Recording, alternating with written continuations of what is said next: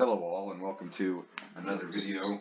Today I want to talk about something that you probably use a lot, but you may not be completely familiar with the mechanics of it, and that is power.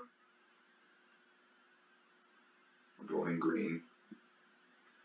So what is power? Is power how much money you have, how powerful you are in a sense that, you can pass laws, or, you can shoot lasers out of your eyes or something like that. Maybe that last one potentially, but power I'm already tired of green,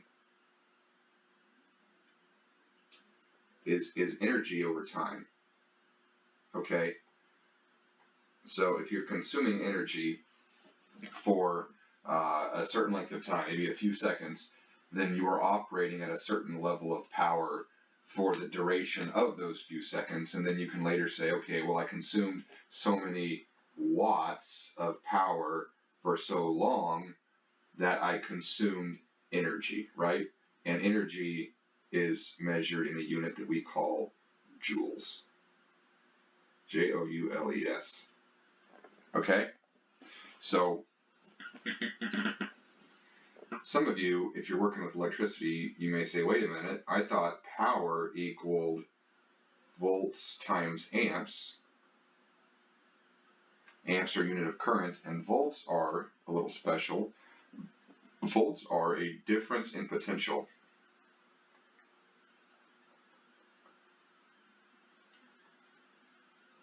So your volts, AB, would equal the potential V at point A minus the potential at VB, or the point B, and that would be your difference. So these are actually measured in volts, but the difference between them, which is VAB, is also measured in volts. And one way you can see that is, say you have a power outlet, okay, and we're just going to assume that this is the US. But at this point here, you have 120 volts relative to this point here, because this point here is ground. There's a symbol for ground. And then this point here is the hot side. And we just call this 120 volts. We don't bother with the comparison or anything like that, even though that's exactly what it is 120 volts relative to ground, or the earth, and I think in Europe, or at least in the United Kingdom, they call it earth. They don't call it ground, but it's literally the same thing. What is the potential of the earth? We don't know. It doesn't really matter. We just want 120 volts more than that, because that's ultimately what we return everything to, is the earth. The earth is actually an infinite source of electrons, or an infinite sink of electrons. It means you can give it electrons, or you can take electrons away from it. It's kind of magical when you think about it, but I'm sure there's a good explanation for it. That's all you need to know. So what are volts then? What is electric potential? Well, electric potential is going to be potential energy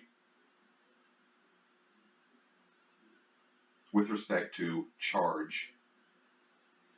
Okay? So a charge would be like what an electron has. So let's say this is an electron. This has a given charge associated with it. It's actually not a coulomb. It's much, much less than a coulomb. But if you have, a bunch of these, and they're all flowing in some direction, say this way, then that gives you current, which is the flow of charge over time, or coulombs per second. So if you take volts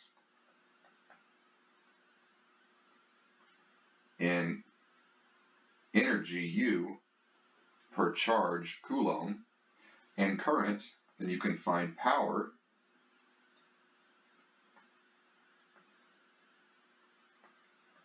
in energy. Let's not use an S, let's use T for time. Energy per time, or joules per second, or watts.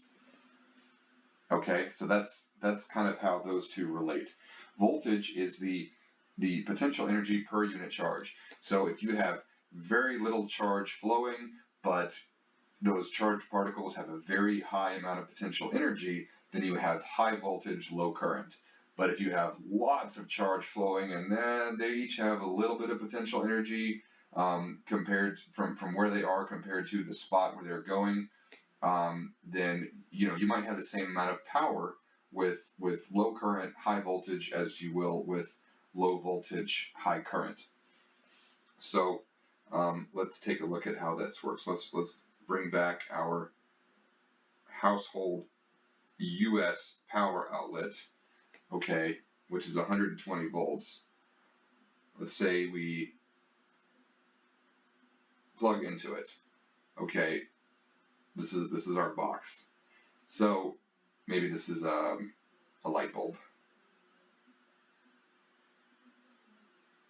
Okay, so this light bulb has to, it's going to have a certain wattage associated with it. Let's say it's 100 watts. All right, let's say it's an old-fashioned incandescent light bulb. So this is 120 volts. So what's the current? Well, you're going to work backwards.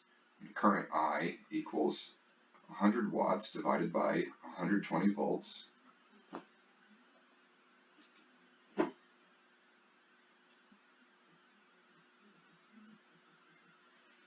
And that is going to be 0.83 amps.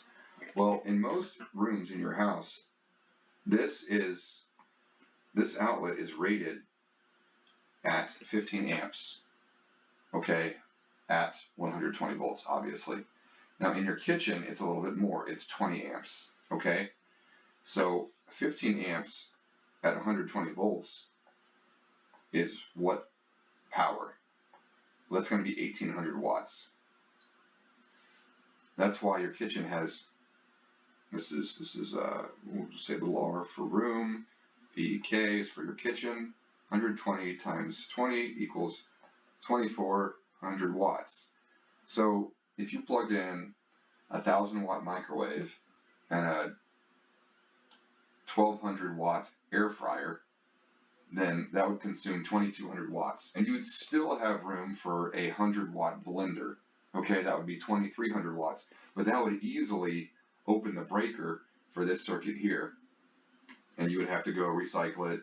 And you just, generally wouldn't want to do that because, A, you're not in your kitchen, and B, the circuit will not allow that. And that's to protect it. There are very few places in your house where you need as much current that you would simply plug into a wall for than what you would use in your kitchen, where you're dealing with kilowatt range type power.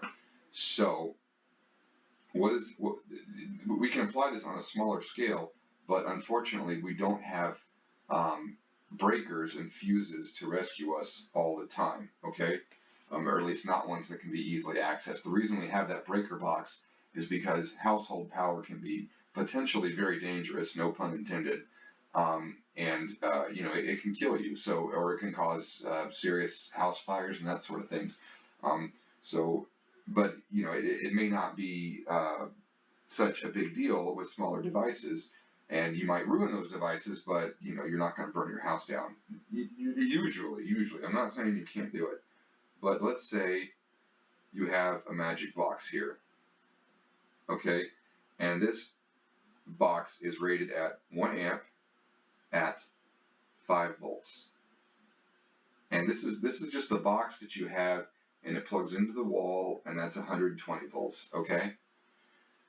But let's say you have a light bulb or whatever here, and this operates at 12 volts. Okay? And it plugs into the magic box here. Well, there's a mismatch here because this requires more potential, so that's actually not going to work. Oh, let's also say that this light bulb pulls 0.5 amps at 12 volts, right? So we're going to have a transformer here that steps 5 up to 12 volts. Okay? So now we have 12 volts and we're all happy here. This pulls 0.5 amps at 12 volts. What that means is that the power consumption of this light bulb is actually 0.5 times 12 or 6 watts. So that's the rate of energy that it's producing. This comes off in the form of light energy as well as heat energy. And you know that if you've ever touched a lit bulb, they can get kind of hot. And of course, I'm referring mostly to incandescent bulbs that get hot on the actual glass itself.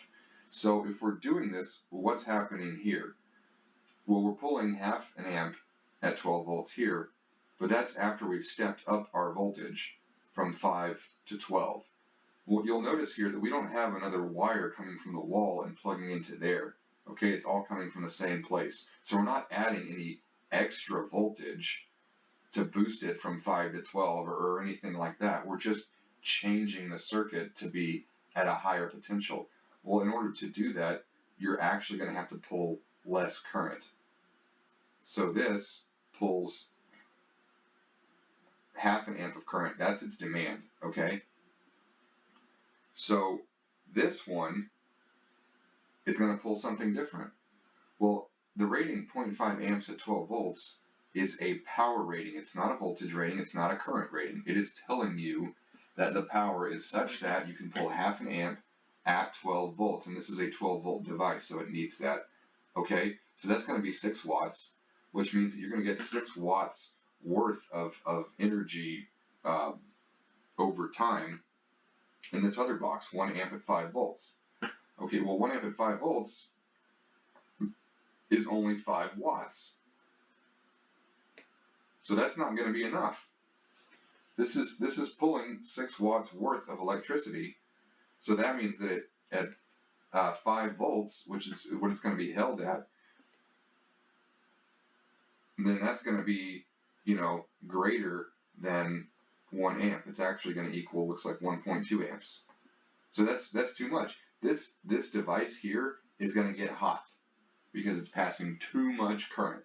If you had a fuse in it to protect it from running more than 1 amp of current, then this is the time where that fuse would actually burn up and your light bulb would shut off.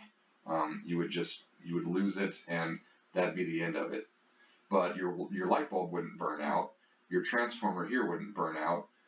You wouldn't flip a breaker at the breaker box. However, this device would probably fail because it's too much. And 1.2 amps is pretty close. You might be able to run it for a little bit before it gets really hot. But if you were pulling like 2 amps, no, done. It would be very little time before you'd smell the magic smoke. It'd be like coming out of that. So you don't want to do that. You will burn it up. That is not the proper way to do it. You must do some math. You must multiply these currents and these voltages values so that you can find your power ratings, and please respect those so that you do not have an accident and have to spend more money on your gear. Anyway, that's it for me. Thanks so much for watching. Let me know if you have any questions, and have a great day.